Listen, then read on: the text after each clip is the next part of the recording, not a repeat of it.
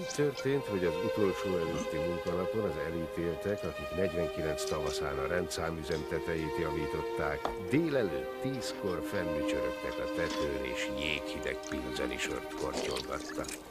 A Shawshank börtön legkeményebb Schmasser brigádjának asszisztálása mellett. Vigyátok, kislányok, amit hívják.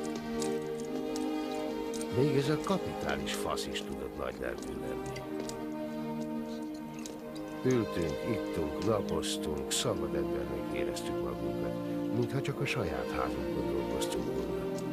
A teremtés koronái voltunk.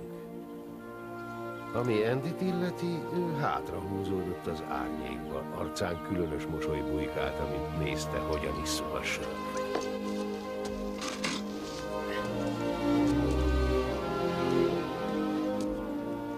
Tessék, hoztam egy jó hideget. Köszönöm szépen. Leszoktam az ital. Én nem. Lehet, hogy az őröknél akart bevágódni, de az is lehet, hogy köztünk sittesek között keresett barátokat.